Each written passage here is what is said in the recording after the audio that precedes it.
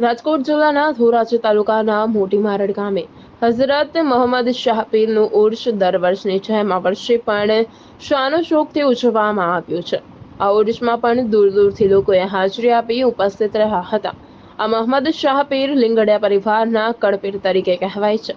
આ ઉર્ષની અંદર હજારો લોકો ઉપસ્થિત રહે છે, સાથે જ ન્યાસ, છાશ, શરબત વગેરેનું વિતરણ કરવામાં આવે છે।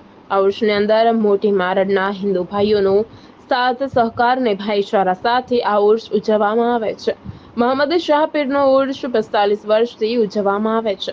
કોઈ પણ ભેદભાવ વગર હિન્દુ મુસ્લિમની એકતા દેખાઈ આવી રહી છે। મારું નામ અકીલ ગફારભાઈ લીંગડિયા છે અને હઝરત મોહમ્મદ શાહ પીરની દરગાહ શરીફ મોટી મારડ મુકામે આવેલ છે, જે ધોરાજી તાલુકામાં છે। આ દરગાહ શરીફનો ઉર્ષ અંદાજિત 45 વર્ષથી પૂરી શાનો શોકતથી ઉજવવામાં આવે છે। આ લીંગડિયા પરિવારના કરપીર છે અને સમગ્ર ભારત દેશમાં વસતા લીંગડિયા પરિવાર જે રહે છે એ દૂર દૂરથી આ દિવસે અહીં પધારે છે અને બધી એમની મનોકામનાઓ પૂરી થાય છે।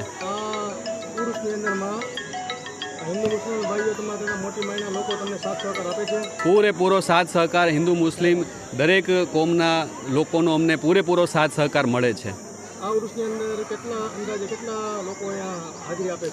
દર વર્ષે અંદાજિત 4 થી 5 હજાર લોકો અહીંયા હાજર હોય છે।